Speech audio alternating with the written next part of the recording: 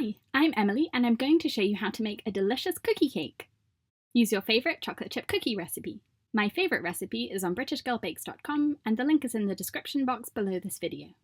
Make a batch of 24 cookies for a 6-inch cake or 48 cookies for an 8-inch or 9-inch cake. Cream the butter and sugar together until the mixture is light and fluffy and then add the eggs, beating on low for 1 minute until they're incorporated. You'll need to scrape down to the bottom of the mixing bowl to mix everything together. Then add the dry ingredients, mixing until they're just incorporated. And then take the bowl out of the mixer and fold the chocolate chips in with a spoon or spatula. You can use chocolate chips or cut a bar of chocolate into chunks. The cookie cake will bake chewy rather than crispy because the layers are thicker than a normal cookie. Line your pans with parchment paper to make it easy to take the cookie layers out. But don't grease them because the extra fat will burn your cookies.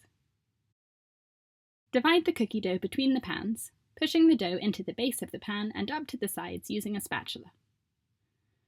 If you want the cookie layers to be exactly the same height, you can weigh each pan to make sure they're even. I'm making 3 layers of 500 grams each. Close enough. Bake your cookies 25 degrees Fahrenheit lower than the recipe says. This will help them cook evenly all the way through to the centres without the edges burning. You're looking for the centres to be firm, so they don't wobble when you shake the pan, and for the edges to be slightly darker but not burnt. Let the cookies cool in the cake pans for about 10 minutes, and then run a thin spatula around the sides to loosen them. Your bake time will probably be 4 or 5 times what the recipe says. My recipe says 10 minutes, but my cookie cake layers took 45 minutes. I like to set the timer for 3 times the original baking time, and then check every few minutes to see if they're ready. Flip them out onto a wire rack and peel the parchment paper off. Now comes the most difficult part, letting them cool without biting into them. I saved some of my cookie dough to make some mini chocolate chip cookies to decorate my cake with, using about half a tablespoon of dough for each one.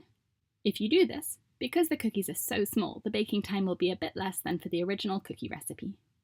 I made my 4-minute buttercream to sandwich between the layers of cookie. I'm using about half a cup of frosting for each layer of filling.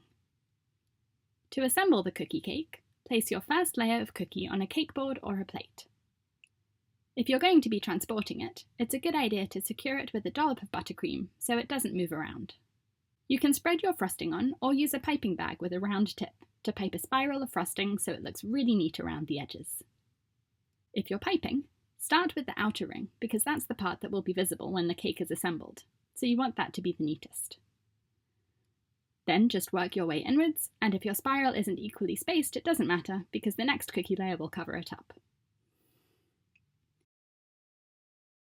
Repeat with the rest of your cookie layers, saving the prettiest for the top. If you want the top to be perfectly flat, you can flip it upside down, so the part that was at the bottom of the cake pan will be on the top. I want mine to look a bit rugged and rustic, so I'm going to put mine on this way. If you're enjoying this tutorial, please click the thumbs up button and remember to subscribe to my channel for new cake decorating tutorials every week.